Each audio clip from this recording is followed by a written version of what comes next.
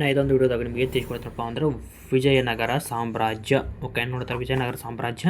ಇದೊಂದು ಏನು ಇಲ್ಲಿ ಕ್ವಶನ್ 2ರಿಂದ 3 ಕ್ವಶನ್ಗಳು ಇಲ್ಲಿ ಕೆ ಎ ಡಿಪಾರ್ಟ್ಮೆಂಟ್ ಫಿಕ್ಸ್ ಬಂದೇ ಬರ್ತವೆ. PSI, PCA, PDA, FDA, SDA, PDO ಏನಾಗಿರಲಿ 2ರಿಂದ 3 question ಈ ಒಂದು ವಿಜಯನಗರ ಸಾಮ್ರಾಜ್ಯ ಒಂದು ಪಾಠದಿಂದ ಬಂದೇ ಬರುತ್ತೆ.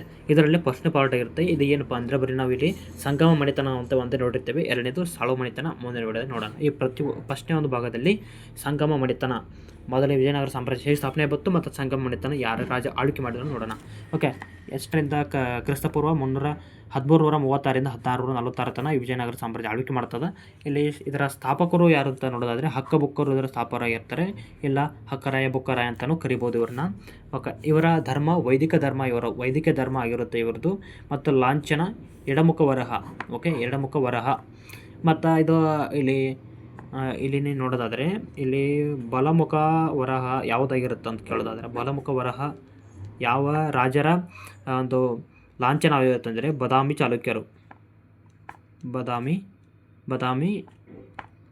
ಚಾಲುಕ್ಯರ ಇದು ಲಾಂಛನ ಆಗಿರುತ್ತೆ ಇಲ್ಲಿ. ಓಕೆ, ಇಲ್ಲಿ ಈ ಬಾದಾಮಿ ಈ ಫಸ್ಟ್ನೇದು ಇದೊಂದು ನೋಡ್ಕೊಂಡ್ಬಿಟ್ರೆ ಇದು ಇಲ್ಲಿ ಕ್ಲಿಯರ್ ಆಗುತ್ತೆ. ಬಾದಾಮಿ ಚಾಲುಕ್ಯರ ಒಂದು ಲಾಂಛನವಿರುತ್ತೆ. ಮತ್ತು ಇಲ್ಲಿ ಮುಂದೆ ನೋಡೋದಾದರೆ ದಕ್ಷಿಣ ಭಾರತದಲ್ಲಿ ಒಂದು ಹಿಂದೂ ಮಣಿತನ ಸ್ಥಾಪನೆ ಆಗುತ್ತೆ. ಓಕೆ, ಹಿಂದೂ ಮಣಿತನ ಇಲ್ಲಿ ಸ್ಥಾಪನೆ ಆಗುತ್ತೆ. ಮತ್ತು ಆದಿದೇವರು ಯಾರಾಗಿರ್ತಾರಂತೆ, ಆದಿದೇವರು ಮನೆದೇವರು ಇಲ್ಲಿ ವಿರೂಪಾಕ್ಷ ಬಲ್ಲಾಳ. ರಾಜಧಾನಿ ಅಂತ ನೋಡೋದಾದರೆ ಆನೆಗೊಂದಿ ಇವರ ರಾಜಧಾನಿ ಆಗಿರುತ್ತೆ. ಮತ್ತು ಎರಡನೇ ರಾಜಧಾನಿ ಹಂಪಿ ಆಗಿರುತ್ತೆ. ಫಸ್ಟ್ನೇದು ಆನೆಗೊಂದಿ, ಆಮೇಲೆ ಹಂಪಿ. ಏನು ಮುದ್ರೆ ಅಂತ ಬಂದಾಗ ವಿರೂಪಾಕ್ಷ ಮುದ್ರೆ ಅಂದರೆ ಈಗ ಒಂದು ವಿರೂಪಾಕ್ಷ ಅಂತ ಬರುತ್ತೆ. ಮತ್ತು ಇದು ಕಲೆ ಯಾವುದು ಅಂದರೆ ದ್ರಾವಿಡ ಶೈಲಿ ಇರುತ್ತೆ. ದ್ರಾವಿಡ ಶೈಲಿ ಅಂತಲೂ ಹೇಳ್ಬೋದು. ಓಕೆ, ಇಲ್ಲಿ ದ್ರಾವಿಡ ಶೈಲಿ ಆಗಿರುತ್ತೆ.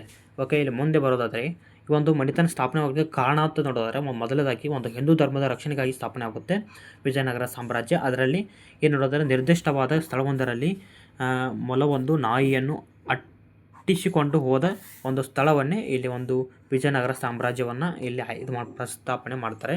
ಮತ್ತು ಗುರುಗಳು ಅಂತ ಬಂದಾಗ ವಿದ್ಯಾರಣ್ಯರ ಸಲಹೆ ಮೇಲೆಗೆ ಈ ಒಂದು ವಿಜಯನಗರ ಸಾಮ್ರಾಜ್ಯ ಸ್ಥಾಪನೆ ಆಗುತ್ತೆ. ಮತ್ತು ಮುಂದೆ ನೋಡೋದಾದರೆ ಈ ಮೂಲದ ಬಗ್ಗೆ ಅಭಿಪ್ರಾಯಗಳು ಹೇಗಿರ್ತವ, ಮೂಲದ ಬಗ್ಗೆ ಅಭಿಪ್ರಾಯಗಳು ಯಾರ್ಯಾರು ಕೊಟ್ಟಿರ್ತಾರೆ, ಪ್ರೊಫೆಸರ್ ಎನ್ ವೆಂಕಟರಾಮಯ್ಯ ಮತ್ತು ಸೂರ್ಯನಾರಾಯಣ ರಾವ್ ಮತ್ತು ನೀಲಕಂಠ ಶಾಸ್ತ್ರಿ ಅವರು. ಈ ಮೂಲತಃ ಒಂದು ಏನಪ್ಪ ತೆಲುಗಿನವರು ಅಂತ ಹೇಳ್ತಾರೆ. ಮತ್ತು ಇಲ್ಲಿ BA ಸಾಲ್ತೊರೆ ಮತ್ತು ಹಿಂದಡೆ ಕೆ ಸತ್ಯನಾರಾಯಣ ಮತ್ತು PB ದೇಸಾಯಿ ಅವರು ಹೇಳ್ತಾರೆ ಮೂಲತಃ ಕನ್ನಡ ನಾಡಿನವರು, ಕರ್ನಾಟಕದವರು ಅಂತ ಹೇಳ್ತಾರೆ. ಓಕೆ, ಇಲ್ಲಿನ ನೋಡೋದಾದರೆ ಇಲ್ಲಿ ಕಾರಣ, ನಾವು ಕನ್ನಡದವ್ರು ಹೇಳಲಿಕ್ಕೆ ಏನು ಕಾರಣ ಅಂತ ಹೇಳೋದಾದರೆ ಒಂದು ಉದಾಹರಣೆ ಇಲ್ಲಿದೆ. ಏನಪ್ಪ ಅಂದರೆ ಕಾರಣ ಪೆರಿಸ್ತಾ ಎಂಬ ಇತಿಹಾಸಕಾರ ವಿಜಯನಗರ ಅರಸರನ್ನು ಕರ್ನಾಟಕದ ರಾಯರು ಅಂತ ಕರೆದಿದ್ದಕ್ಕಾಗಿ ಇವರು ಕನ್ನಡದವರು ಅಂತ ಹೇಳಲಿಕ್ಕೆ ಒಂದು ಮೂಲ ಆಧಾರ ಆಗ್ತದೆ ಕನ್ನಡಿಗ ಅಂತೇಳಿ. ಓಕೆ, ಇಲ್ಲಿ 1336ರಿಂದ 1360ರವರೆಗೆ 4 ಮಣಿತನಗಳು ಇಲ್ಲಿ ಆಳ್ವಿಕೆ ಮಾಡ್ತವೆ. ಇಲ್ಲಿ ಮಣಿತನಗಳು ನೋಡೋದಾದರೆ ಸಂಗಮ ಮಣಿತನ 1336ರಿಂದ 1485. ಮತ್ತು ಇವರ ರಾಜಧಾನಿ ನೋಡೋದಾದರೆ ಆನೆಗೊಂದಿ ಮತ್ತು ಹಂಪಿ. ಇಲ್ಲಿ ಇವರು 2 ರಾಜಧಾನಿಗಳಿರ್ತವೆ. ಮತ್ತು ಸಾಳು ಮಣಿತನ 1485ರಿಂದ 1505. ಹಂಪಿ ಇಲ್ಲಿ ಒಂದೇ ಮಣಿತನ ಇವ್ರದ್ದು. ಮತ್ತು ತುಳು ಮಣಿತನ 1505ರಿಂದ 1570. ಇಲ್ಲಿ ಒಂದೇ ಮಣಿತನ ಆಗಿರುತ್ತೆ. ಮತ್ತು ಅರವೀಡು ಮಣಿತನ 1570ರಿಂದ 1646. ಪೆನಗೊಂಡ, ಚಂದ್ರಗಿರಿ ಮತ್ತು ವೆಲ್ಲೂರು ಇವರು 3 ರಾಜಧಾನಿಗಳನ್ನು ಇಟ್ಟುಕೊಂಡು ಆಳ್ವಿಕೆ ಮಾಡ್ತಾರೆ ಅರವೀಡು ವಂಶಸ್ಥರು. ಓಕೆ, ಮತ್ತು ಇಲ್ಲಿ ಸಂಗಮ ಮಣಿತನ ನೋಡೋದಾದರೆ ಸಂಗಮ ಮಣಿತನ 1336ರಿಂದ 1485 ಆಳ್ತದೆ. ಇಲ್ಲಿ 1336ರಿಂದ 1485 ಆಳ್ವಿಕೆ ಮಾಡ್ತಾರೆ. ಓಕೆ, ಹರಿಹರ ಇಲ್ಲಿ ಆಳ್ವಿಕೆ ಮಾಡಿರೋಂಥ ಒಂದನೇ ಹರಿಹರ ಆಳ್ವಿಕೆ ಮಾಡ್ತಾನೆ ಇಲ್ಲಿ ಇವರು. ಮತ್ತು ಹರಿಹರ ಬುಕ್ಕರ ತಂದಿದೆ. ಆದ್ದರಿಂದ ಈ ಮಣಿತನಕ್ಕೆ ಸಂಗಮ ಮಣಿತನ ಅಂತ ಹೆಸರು ಬರ್ತದೆ. ಸಂಗಮ ಮಣಿತನ ಹೆಸರು ಯಾಕೆ ಬರುತ್ತಪ್ಪ ಅಂದರೆ ಹರಿಹರ ಬುಕ್ಕರ ಹಕ್ಕ ಬುಕ್ಕರ ತಂದೆ ಸಂಗಮ ಆಗಿರ್ತಾನೆ. ಸಂಗಮ ಆದ ಕಾರಣದಿಂದ ಸಂಗಮ ಮಣಿತನ ಅಂತ ಹೆಸರಿಟ್ಕೋತಾರೆ ಇದಕ್ಕೆ. ಓಕೆ, ಮೊದಲನೇ ಹರಿಹರ 1336ರಿಂದ 1356 ಒಳಗೆ ಆಳ್ವಿಕೆಯನ್ನು ಮಾಡ್ತಾನೆ. ಅಂದರೆ 20 ವರ್ಷಗಳ ಕಾಲ ಆಳ್ವಿಕೆಯನ್ನು ಮಾಡ್ತಾನೆ. ಇವನ ಕಾಲದಲ್ಲಿ ವೇದಗಳು ಕನ್ನಡಕ್ಕೆ ಅನುವಾದವಾಗಿದ್ದರಿಂದ ಇವನನ್ನು ವೇದ ಮಾರ್ಗ ಪ್ರತಿಷ್ಠಾಪನಾಚಾರ್ಯ. ಓಕೆ, ಬಿರುದುಗಳ ಮೇಲೆ ಮತ್ತು ಅವರು ಕೊಟ್ಟಿರುವಂಥ ಬಿರುದುಗಳು ಮತ್ತು ಸಂಸ್ಕೃತಿ ಕೊಡುಗಳ ಮೇಲೆ ಭಾಳ ಹೆಚ್ಚಿನ ಒಂದು ಇದು ಕೊಡಬೇಕಾಗ್ತದೆ ನೀವು. ಇಲ್ಲಿ ವೇದಗಳ ಪ್ರತಿಷ್ಠಾಪನಾಚಾರ್ಯ ಆಗುತ್ತೆ. ಇನ್ನು ಭಾಷೆಗೆ ತಪ್ಪದ ರಾಯರ ಗಂಡ ಮತ್ತು ವೀರಪ್ರತಾಪ ಮತ್ತು ಮಹಾರಾಜಾಧಿರಾಜ ಎಂಬ ಬಿರುದುಗಳನ್ನು ಇಲ್ಲಿ ಕೊಟ್ಟಿರ್ತಾರೆ. ಓಕೆ, ಒಂದನೇ ಬುಕ್ಕರಾಯ ಮತ್ತು ಓಕೆ, ನೆಕ್ಸ್ಟ್ ಬರುವಂಥದ್ದು ಒಂದನೇ ಬುಕ್ಕರಾಯ 1336ರಿಂದ 1377 1356ರಿಂದ 1377 ಆಳ್ವಿಕೆ ಮಾಡ್ತಾನೆ. ಇಲ್ಲಿ ಪ್ರಮುಖ ಅರಸನಾಗಿರುತ್ತಾನೆ. ಮತ್ತು ಕೊಂಡವೀಡು ಮತ್ತು ಅದವಾನಿ, ಮಲಬಾರ ಮತ್ತು ಗೋವಾವನ್ನು ವಶಪಡಿಸಿಕೊಂಡು ವೇದ ವಶಪಡಿಸಿಕೊಂಡು ರಾಜ್ಯವನ್ನು ವಿಸ್ತರಣೆ ಮಾಡ್ತಾನೆ. ಮತ್ತು ಇಲ್ಲಿ ವೇದಗಳ ರಚನೆ ನೋಡುತ್ತಿರಬಹುದು ನೀವು ಇಲ್ಲಿ ವೇದಗಳ ರಚನೆ ಈತನ ಕಾಲದಲ್ಲಿ ಮುಕ್ತಾಯಗೊಂಡಿದ್ದರಿಂದ ಇವನಿಗೆ ವೇದ ಮಾರ್ಗ ಪ್ರವರ್ಧಕ ಬಿರುದು ಅಂತ ಕೊಡ್ತಾರೆ. ಮತ್ತು ಇವನ ಮಗ ಯಾರು ಕಂಪನ ಅಂತ ಕರೀತಾರೆ. ಕಂಪನನ ಹೆಂಡತಿ ಗಂಗಾಂಬಿಕೆ. ಇವಳು ಗಂಗಾಂಬಿಕೆ ಏನು ಮಾಡ್ತಾಳೆ ಅಂದರೆ ಮಥುರಾ ವಿಜಯಂ ಗ್ರಂಥವನ್ನು ರಚನೆ ಮಾಡ್ತಾಳೆ. ನಂತರ ಎರಡನೇ ಹರಿಹರ ಅಧಿಕಾರಕ್ಕೆ ಬರ್ತಾನೆ. ಮುಂದಿನ ಎರಡನೇ ಹರಿಹರ ಏನು ಆಳ್ವಿಕೆ ಮಾಡ್ತಾನೆ ಅನ್ನೋದು ಮತ್ತೆ ಏನು ನೋಡೋಣ. ಇಲ್ಲಿ ನೆಕ್ಸ್ಟ್ ನಾನು ಇಲ್ಲಿ ಬರ್ಕೊಂಡಿರುವಂಥ ಒಂದು ನೋಟ್ಸ್ ಇರುತ್ತೆ. ಈ ನೋಟ್ಸು ನಾನು ಟೆಲಿಗ್ರಾಮ್ ಚಾನಲ್ ಹಾಕಿರ್ತೇನೆ. ಟೆಲಿಗ್ರಾಮ್ ಚಾನಲ್ ಲಾಸ್ಟ್ ಪೇಜ್ನಲ್ಲಿ ಕೊಟ್ಟಿರ್ತೇನೆ, ಇಲ್ಲಿ ಬಯೋದಾಗ ಕೊಟ್ಟಿರ್ತೇನೆ, ಇಲ್ಲಿ ನೀವು ಜಾಯ್ನ್ ಆಗ್ಬೋದು. ಇನ್ನು ಎರಡನೇ ಹರಿಹರ ಏನು ಮಾಡ್ತಾನೆ ಅಂದರೆ ಎರಡನೇ ಹರಿಹರನು 1377ರಿಂದ 1406 ಆಳ್ವಿಕೆಯನ್ನು ಮಾಡ್ತಾನೆ. ಇನ್ನು ಮಹಾರಾಜಾದಿರಾಜ ಬಿರುದು ಇರುತ್ತೆ ಇವನಿಗೆ. ಇನ್ನು ವೀರಶೈವ ಮತ್ತು ಜೈನ ಕವಿಗಳಿಗೆ ಆಶ್ರಯದಾತನಾಗಿರ್ತಾನೆ ಇವನು. ವೇದಗಳ ಮೇಲಿನ ಭಾಷೆ ಈತನ ಕಾಲದಲ್ಲಿ ಪೂರ್ಣಗೊಂಡಿದ್ದರಿಂದ ಇದನಿಗೆ ವೇದ ಮಾರ್ಗ ಪ್ರತಿಷ್ಠಾಪನಾಚಾರ್ಯ ಅಂತ ಬಿರುದು ಕೊಡ್ತಾರೆ. ಈ ಬಿರುದುಗಳ ಮೇಲೆ ನೀವು ಬಹಳ ಹೆಚ್ಚು ಫೋಕಸ್ ಮಾಡಬೇಕಾಗ್ತದೆ. ಅದಕ್ಕೆ ನಾನು ಮಾರ್ಕ್ ಮಾಡ್ತಾ ಇದ್ದೇನೆ. ಅವು ನೋಡ್ಕೋಬೇಕು ನೀವು. ಬರೀ ಇಂಪಾರ್ಟೆಂಟ್ ಪಾಯಿಂಟ್ಸ್ ಅಷ್ಟೇ ಬರ್ಕೊಂಬಂದಿರುವಂಥದ್ದು. ನಾನು ಈಗ ಈಕ್ವನ ಮಾಡೋದ್ರಿಂದ 2-3 ಮಾರ್ಕ್ಸ್ ಫಿಕ್ಸ್ ಬರ್ತಾ ಇರುತ್ತೆ. ಇಲ್ಲಿ ಇವನ ದಂಡನಾಯಕ, ಎರಡನೇ ಹರಿಹರನ ದಂಡನಾಯಕ ಯಾರಾಗಿರ್ತಾರೆ ಅಂದರೆ ಇಲ್ಲಿ ಮಂಗನಾಥ ಗುಂಡಪ್ಪ, ಇಲ್ಲಿ ಇಬ್ಬರು ಬರ್ತಾರೆ. ಮತ್ತು ಇದರಲ್ಲಿ ಆಂಧ್ರ ಪ್ರದೇಶದ ಉದಯಗಿರಿ ಕೋಟೆಗಳ ಮತ್ತು ಪಂಗಳ ಕೋಟೆಗಳನ್ನು ಗೆಲ್ತಾನೆ. ಯಾರು ಗೆಲ್ತಾರಪ್ಪ ಅಂದರೆ ಗುಂಡಪ್ಪ. ಇವರು ದಂಡನಾಯಕರು ಇರ್ತಾರಲ್ಲ, ಇವು ಗೆಲ್ತಾರೆ, ಕೋಟೆಗಳನ್ನ ಗೆಲ್ತಾರೆ. ಮತ್ತು ಇಲ್ಲಿ ನೋಡೋದಾದರೆ ಒಂದನೇ ದೇವರಾಯ 1406ರಿಂದ 1422 ಗುರು ಚಾರುಕೀರ್ತಿ ಪಂಡಿತಾಚಾರ್ಯ ಆಗಿರ್ತಾರೆ ಇವರ ಗುರು. ಈ ಸಂಗಮ ಮನೆತನದ ಆರಂಭಿಕ ಪ್ರಸಿದ್ಧ ಅರಸ ಅಂತಲೇ ಇವರು ಕರೀಬೋದು. ಯಾರನ್ನು? ಒಂದನೇ ದೇವರಾಯ. ಮತ್ತು ಕಳಿಂಗದ ಗಜಪತಿಯ ವಿರುದ್ಧ ಹೋರಾಡಿ ರಾಜಮಂಡ್ರಿ ರಾಜ್ಯವನ್ನು ಬಲಪಡಿಸಿಕೊಡ್ತಾನೆ. ಮತ್ತು ಒಂದನೇ ಫಿರೋಜ್ ಶಾ ಮತ್ತು ಅಕ್ಕಸಾಲಿಗ ಹುಡುಗಿಯರ ಯುದ್ಧ. ಅಕ್ಕಸಾಲಿಗ ಹುಡುಗಿ ಅಂದರೆ ಒಬ್ಬ ಹುಡುಗಿಗೋಸ್ಕರ ಇವನು ಒಬ್ಬ ಯುದ್ಧವನ್ನು ಮಾಡ್ತಾನೆ. ಆ ಹುಡುಗಿ ಹೆಸರು ಪಾರ್ಥನಾಳು. ಪಾರ್ಥನಾಳು ಬಗ್ಗೆ ಅದರ ಸಲುವಾಗಿ ಹೋರಾಟವನ್ನು ಮಾಡ್ತಾನೆ. ಮತ್ತು ತುಂಗಭದ್ರಾ ನದಿಗೆ 15 ಮೈಲು ಕಾಲುವೆಯನ್ನು ಹಾಕ್ತಾನೆ. ಅಂದರೆ ಇಲ್ಲಿ ಕೃಷಿಗೆ ಬಹಳ ಒಂದು ಹೆಲ್ಪ್ ಮಾಡ್ತಾನೆ ಕೃಷಿ ಕ್ಷೇತ್ರದಲ್ಲಿ. ಮತ್ತು ವೆನಿಷಿಯಾದ ಪ್ರವಾಸಿಗ ನಿಕೋಲೋ ಕಾಂಟಿಯಲ್ಲಿ ಭೇಟಿ ಕೊಡ್ತಾನೆ. ಈ ಭೇಟಿ ಕೊಟ್ಟ ವಿದೇಶಿ ಪ್ರವಾಸಿಗರು ಭೇಟಿ ಕೊಟ್ಟಿರುವಂಥದ್ದು ಇಲ್ಲಿ ಬಹಳ ಮುಖ್ಯವಾಗ್ತದೆ. ಇಲ್ಲಿ ಇವರು ಖುಷಿ ಕೇಳುವಂಥ ಒಂದು ಹೆಚ್ಚಿನ ಇದು ಇರುತ್ತದೆ. ಮತ್ತು ಇಲ್ಲಿ ನೋಡಿದರೆ ಎರಡನೇ ದೇವರಾಯ 1424ರಿಂದ 1446 ಇಲ್ಲಿ 1424ರಿಂದ 1446 ಈ ಎರಡನೇ ದೇವರ ಆಳ್ವಿಕೆ ಮಾಡ್ತಾನೆ. ಸಂಗಮ ವಂಶದ ಪ್ರಸಿದ್ಧ ದೊರೆ ಅಂತ ಹೇಳ್ಬೋದು.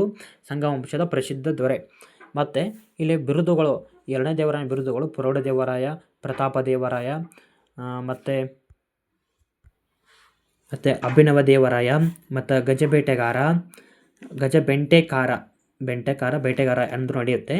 ಮತ್ತು ಇಲ್ಲಿ ದಕ್ಷಿಣ ಪಥದ ಚಕ್ರವರ್ತಿ ಅಂತ ಕರೀತಾನೆ. ಇವನ ಬಿರುದುಗಳಾಗಿರ್ತವೆ. ಇನ್ನು ಮಂತ್ರಿಗಳಂತೂ ಬಂದಿದ್ದಾರೆ. ನಾವಿಲ್ಲಿ ಮಂತ್ರಿಗಳನ್ನು ನೋಡೋದಾದರೆ ಲಕ್ಷ್ಮೀಧರ, ಲಕ್ಕಣ್ಣ, ಮಾದಣ್ಣ. ಮತ್ತು ಇಲ್ಲಿ ಬಹಳ ಮುಖ್ಯವಾಗಿರುವಂಥ ಪಾಯಿಂಟ್ ಯಾವುದಪ್ಪ ಅಂದ್ರೆ ಇಲ್ಲಿ ಮುಸ್ಲಿಮರನ್ನು ಸೈನ್ಯದಲ್ಲಿ ಸೇರಿಸಿಕೊಂಡ ಮೊದಲ ದೊರೆ ಅಂತ. ವಿಜಯನಗರ ಸಾಮ್ರಾಜ್ಯದಲ್ಲಿ ಮುಸ್ಲಿಂ ಸೈನಿಕರನ್ನು ಸೇರಿಸಿಕೊಂಡ ಮೊದಲ ದೊರೆ ಅಂತ ಇಲ್ಲಿ ನೋಡ್ಬೋದು. ಇಷ್ಟಾದಮೇಲೆ ಇಲ್ಲಿ ದಂಡನಾಯಕರು ಅಂತ ಬರ್ತಾರೆ. ಲಕ್ಕಣ ದಂಡೇಶ ಅವರ ದಂಡನಾಯಕ. ಇಲ್ಲಿ ಇವನೇನು ಸಾಧನೆಯಪ್ಪ ಇವಂತಂದರೆ ಕೇರಳ ಮತ್ತು ಸಿಲೋನ್ ಅಂದರೆ ಈಗಿನ ಶ್ರೀಲಂಕಾದಲ್ಲಿ ಬರುತ್ತೆ. ಶ್ರೀಲಂಕಾದಲ್ಲಿ ಈ ಸಿಲೋನ್ ಬರುತ್ತೆ. ಮೊದಲ ಸಿಲೋನ್ಗೆ ಶ್ರೀಲಂಕಾ ಅಂತ ಕರೀತಿದ್ರು. ಈಗ ಶ್ರೀಲಂಕಾ ಇದೆ ಪ್ರೆಸೆಂಟು. ಈ ದಾಳಿ ಮಾಡಿ ಕಪ್ಪ ಕಾಣಿಕೆಯನ್ನು ಸಂಗ್ರಹ ಮಾಡ್ತಾನೆ. ಮತ್ತು ಇದಕ್ಕೆ ಏನು ಬಿರುದು ಪಡಿತಾನಪ್ಪ ಅಂದ್ರೆ ದಕ್ಷಿಣ ಸಮುದ್ರಾಧಿಪತಿ ಎಂಬ ಬಿರುದನ್ನು ಪಡ್ಕೋತಾನೆ ಇಲ್ಲಿ ಲಕ್ಕಣ್ಣ ದಂಡೇಶ. 1422ರಲ್ಲಿ ಪರ್ಷಿಯಾದ ಶಾರುಖ್ ರಾಯಭಾರಿಯಾಗಿ ಬರ್ತಾನೆ. ಇಲ್ಲಿ ಹೇಳಿದ್ನಲ್ಲ ಅಬ್ದುಲ್ ರಜಾಕ್ ಭೇಟಿ. ಪರ್ಷಿಯಾದ ಶಾರುಖ್ನ ರಾಯಭಾರಿ, ಪರ್ಷಿಯಾದ ರಾಜ ಶಾರುಖ್ ಯಾರನ್ನ ಕಳಿಸ್ತಾನಪ್ಪ ಅಂದರೆ ಇಲ್ಲಿಗೆ ಅಬ್ದುಲ್ ರಜಾಕ್ನನ್ನು ಈ ಒಂದು ಎರಡನೇ ಪ್ರೌಢ ದೇವರಾಯ ಅಂತ ಕರಿಬೋದು. ಈ ದೇವನ ಆಸ್ಥಾನಕ್ಕೆ ಬರ್ತಾನೆ. ಬಂದಾದಮೇಲೆ ಇಲ್ಲಿ ವಿಜಯನಗರದಂತಹ ಒಂದಿಷ್ಟು ವಿಷಯಗಳನ್ನ ಹೇಳೋಗ್ತಾನೆ. ಅವನ ಒಂದು ಗ್ರಂಥದ ಬರುವಂಥದ್ದು ಏನಪ್ಪ ಅಂದ್ರೆ ಒಂದಿಷ್ಟು ಹೇಳ್ಕೊಳ್ತಾನೆ. ಏನಪ್ಪ ಅಂದ್ರೆ ವಿಜಯನಗರ ಬಗ್ಗೆ ಉಲ್ಲೇಖ ಮಾಡಿರುವಂಥದ್ದು ಏನಪ್ಪ ಅಂದರೆ ವಿಜಯನಗರದಂತಹ ನಗರವನ್ನು ಕಣ್ಣಲ್ಲೂ ಕಂಡಿಲ್ಲ, ಕಿವಿಯಲ್ಲೂ ಕೇಳಿಲ್ಲ. ರಾಯರಂಥ ರಾಜ್ಯ ಏನಪ್ಪ ಅಂದರೆ ಮತ್ತೆ ರಾಜ್ಯರಂತಹ ಮತ್ತೊಬ್ಬ ರಾಜನು ಇಲ್ಲ ಅಂತ ಹೇಳುತ್ತಾನೆ. ಮತ್ತು ಇದರಲ್ಲಿ ಮತ್ತೊಂದು ವಿಷಯ ನೋಡೋದಾದರೆ ನಾವಿಲ್ಲಿ ಇದು ವಿಜಯನಗರದ ಜನರು ಆಹಾರಕ್ಕಿಂತ ಗುಲಾಬಿಯನ್ನು ಇಷ್ಟಪಡುತ್ತಿದ್ದರು, ಹೆಚ್ಚಿಗೆ ಗುಲಾಬಿಯನ್ನು ಇಷ್ಟಪಡುತ್ತಿದ್ದರು ಅಂತ ಹೇಳ್ತಾನೆ. ಓಕೆ, ಈ ಮುಸ್ಲಿಮರಿಗೆ ಮಸೀದಿ ನಿರ್ಮಾಣ ಮಾಡಿಕೊಡ್ತಾನೆ. ಹಿಂದೂ ದೊರೆಯಂತಹ ಎರಡನೇ ದೇವರಾಯ ಪ್ರೌಢದೇವರಾಯ ಮುಸ್ಲಿಮರಿಗೆ ಮಸೀದಿ ನಿರ್ಮಾಣ ಮಾಡಿಕೊಡ್ತಾನೆ.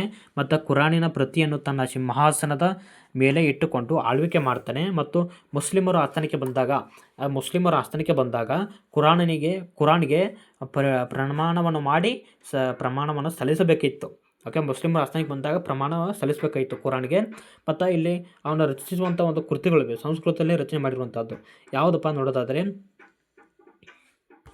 ನೋಡೋದಾದರೆ ಇಲ್ಲಿ ಫಸ್ಟ್ನೇದು ಮಹಾನಾಟಕ ಬರ್ತದೆ, ಸುಧಾನಿಧಿ ಬರ್ತದೆ. ಎರಡನೇದು ಇದು ರತ್ನ ಪ್ರದೀಪಿಕಾ ಬರ್ತದೆ. ಮತ್ತು ಬಾದರಾಯಣ ಮತ್ತು ಬ್ರಹ್ಮಸೂತ್ರ ಅಂತ ಒಂದು ವೃತ್ತಿ ಬರುತ್ತೆ, ಅದಕ್ಕೆ ವ್ಯಾಖ್ಯಾನವನ್ನು ರಚನೆ ಮಾಡ್ತಾನೆ. ಓಕೆ, ಸಂಸ್ಕೃತದಲ್ಲಿ ಇರುವಂಥ ಒಂದು ಕೃತಿಗಳು. ಓಕೆ, ಇನ್ನು ಆಸ್ಥಾನದ ಕವಿಗಳು ಯಾರ್ಯಾರಾಗಿರ್ತಾರೆ? ಕುಮಾರವ್ಯಾಸ ಮತ್ತು ಲಕ್ಕಣ್ಣ ದಂಡೇಶ ಮತ್ತು ತೆಲುಗು ಕವಿ ಶ್ರೀನಾಥ ಇರ್ತಾನೆ ಇಲ್ಲಿ. ಓಕೆ, ತೆಲುಗು ಕವಿ ಶ್ರೀನಾಥ ಇರ್ತಾನೆ. ಮತ್ತು ನಂತರ ಆಳ್ವಿಕೆ ಮಾಡಿರುವಂಥ ಯಾರಪ್ಪ ಅಂದ್ರೆ ಇವನ ಕಾಲದಲ್ಲಿ ಆದ ನಂತರ ಆಳ್ವಿಕೆ ಮಾಡಿದ್ರು ಮಲ್ಲಿಕಾರ್ಜುನ ಮತ್ತು ಮೂರನೇ ವಿರೂಪಾಕ್ಷನ ಬಗ್ಗೆ ಒಂದು ಸ್ವಲ್ಪ ನೋಡೋದಾದರೆ ರಷ್ಯಾದ ನಿಕೋಟಿನ್ ಭೇಟಿ ಕೊಡ್ತಾನೆ ಇಲ್ಲಿ. ಓಕೆ, ವಿದೇಶಿ ಪ್ರವಾಸಿ ಇರ್ತಾನೆ, ವಿದೇಶಿ ಇದಾವ. ಓಕೆ, ರಷ್ಯಾದ ನಿಕೋಟಿನ್ ಮಾಡ್ತಾನೆ ಇಲ್ಲಿ.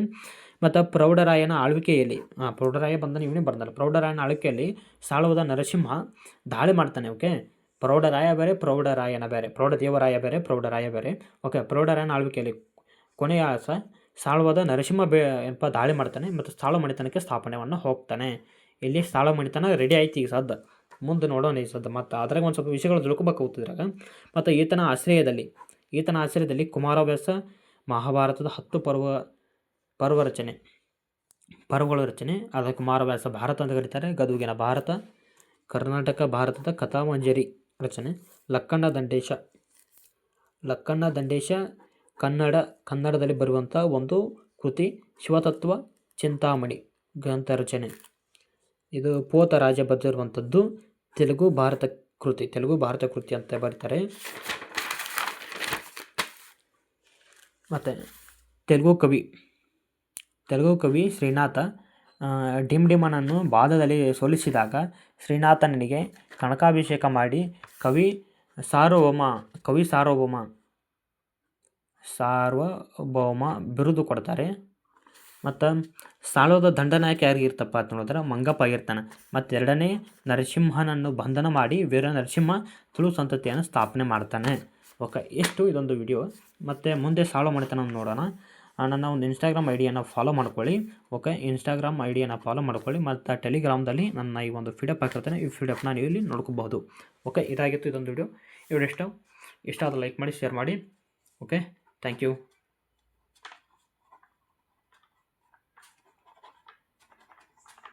ಫಾಲೋ ಮಾಡಿ.